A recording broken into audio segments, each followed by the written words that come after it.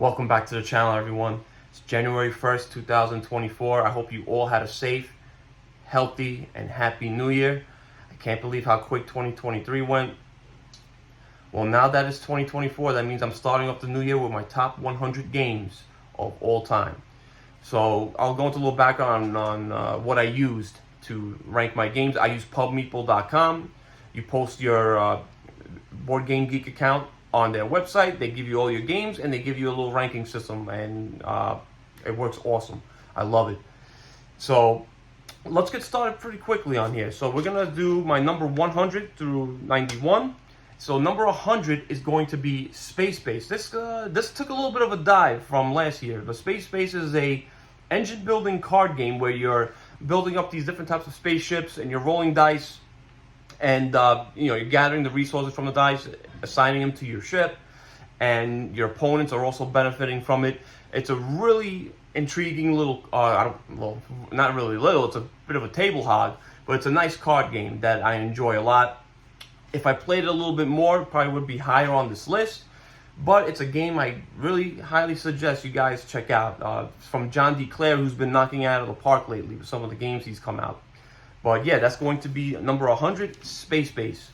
99 is going to be QE with the expansions. Now, QE is a fantastic party game where you play as different countries and you're bidding for different properties. And it's just a ton of fun. You could bid up to $1 billion, but again, the person who's bid the most money is going to end up losing the game. They are automatically disqualified at the end. The commodities expansion just adds more to it. It makes it an even better party game. It could possibly go up. I'm actually a little surprised it was at number 99 this year, but there were just games that I like more that are on my list. But yeah, that's going to be number 99, QE, or Quantitative Easing. Number 98 also took a little bit of a dive, and that is Red Rising by Stonemaier Games. I had the privilege of reviewing Red Rising, and it was a fun little card game. It's really simple. You place a card down, and you pick up and do the action of that card. It kind of takes the mechanisms of Fantasy Realms and just adds more to it. Some people saying they like Fantasy Realms better, but you know what? It's Fantasy Realms is a 15-minute game, and it costs you about $15. Red Rising adds a little bit more to it. So I'd rather play Red Rising than Fantasy Realms, but I still find Fantasy Realms to be an awesome game. But yeah, number 98, Red Rising, a little bit of a dip.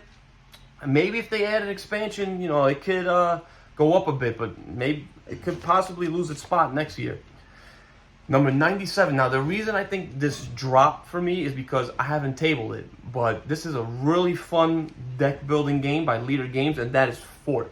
So on Fort, you have your little, you play as a bunch of kids with their own little fort base, and you're adding different kids to it. There's a little bit of meanness. Take that to it. I don't really think it's okay. I think it's a lot more complicated than than the box looks. It looks like a cute kids game, but it's far from it. I don't think it's a game for everyone. Like I said, it's a little mean, which is right up my alley, and the rules can be a little convoluted, but it's a great game. It might not be on this list next year. It might, depending on how much I play it. But yeah, number 97, that is Fort. Number 96 is new to this list. This is a game I won in a giveaway this year from Marathon Meeple, and that is Inside Job. So Inside Job is a social deduction trick-taking game, and it does it really well. I had a lot of fun playing this game. I wanted to do a review of it, but there's certain modules that you can add to the game to add more complexity to it. So pretty much you're playing as like a inside agent. You're trying to get the most briefcases, and everybody else is trying to figure you out. It's a rare social deduction game that is done well. I feel social deduction card games, especially today, I feel like there's so much better games out there to play. Like the big box social deduction games are a lot of fun. I feel like these card games, like Secret Hitler or Avalon, games like that, they're just running its course. They're not as fun as they used to be. It's pretty much the same thing over and over again, but Inside Job does that a lot different. It's a lot of fun. Highly recommend. Hopefully I get around to a review one day. Number 95 also dropped, and that is Abyss. Abyss is another hand management game, set collection game, where you're playing as these like monsters down deep in the sea, and you're playing certain cards. It's a little bit of push your luck as you're trying to gain resources and then get keys, open up different gates and stuff. I have the Kraken expansion, which I haven't played yet. Really want to check it out. But yeah, it did drop a bit because I haven't really played it that much. But Abyss is a ton of fun. That is my number 95. My number 94 took a big dive. A really big dive. And that's because it's just a really hard game to table. It's a two-player game. A fantastic two-player game. But I haven't played it in a really long time. There is an awesome app that you can download on your phone and also on Steam to help, the rules a bit. It could be a little rules heavy, and that is Twilight Struggle. So Twilight Struggle is a tug of war type game. One person plays as the USA, and the other player plays as the Soviet Union. And you pretty much, you're putting influence in different countries and stuff. A lot of back and forth. They try not to start a nuclear war. The person who starts that is the loser. But the game is a ton of fun. It would be higher on this list if I played it more. It is one of the best two-player games out there. Again, if you have the time and patience to learn it, or just get the game on Steam, and I guarantee you'll have a really fun time playing it. Yeah, that's my number 94, Twilight Struggle. Number 93 is new to the list. Another two-player game. Fantastic two-player game by one of my favorite designers. So this designer is known for his tug-of-war type games. And that is Watergate. So Watergate is a two-player game. One player plays as the Nixon administration, and the other player plays as the newspaper that was trying to uncover Nixon's the Watergate scandal. So you're playing cards and you're trying to have like a line trace all the Watergate scandal to Nixon.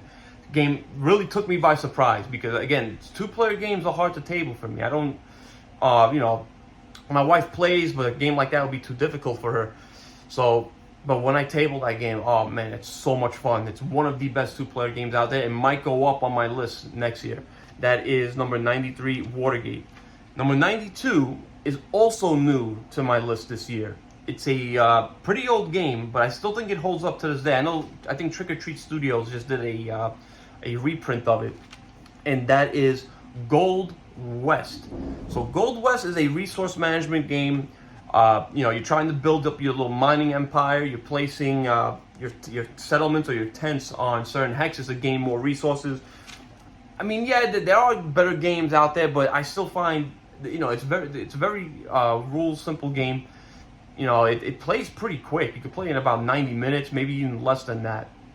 And what I liked about it too is a tense little resource management game. I know everybody I've played with, enjoyed it a lot.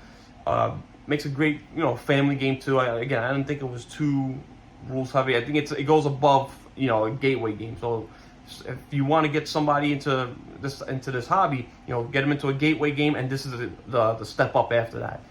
Especially when it comes to if you want to get into like Euros or resource management game, this is the perfect game for it. That is my number 92, Gold West. My number 91, so the last game on this list, is another game by Paolo Mori. It dropped a bit this year. Again, I played better games, and that is Caesar. So Caesar is another two-player tug-of-war type game. It plays in about 20 minutes or even less. You're placing your discs on the Roman Empire, trying to get more influence and stuff. Again, similar to Blitzkrieg, which might not be on this list. It's got a little bit of tug-of-war to it as well. But yeah, Caesar was a great two-player game. Plays super quick. Again, they have modules that you can add to the game to make it a little more complex, have some little more meanness to it. Which, what I like. I like take that in my games, and trust me, there is some take that in here. But yeah, number 91 is going to be Caesar. So that's going to do it for today, guys. Well, I would love to hear your top 100 or your favorite games of all time. Leave them in the comment section. I always take time to answer your questions, answer your comments. And look forward to doing, the next one's going to be 90 to 81. Hopefully I could get it out by this week as well. But yeah, again, I'd like to wish everyone a happy new year. Have a happy, healthy, safe 2024. Please like and subscribe to this channel. I'm hoping this channel could get to 1,000 subscribers by the end of this year. By more, would be even better. You know, help this little channel grow. You know, could get more equipment, better equipment to do stuff. Could do live playthroughs and stuff. That's what I'm kind of hoping for this year. But that's gonna do it for today, guys. You know, again, have a great one.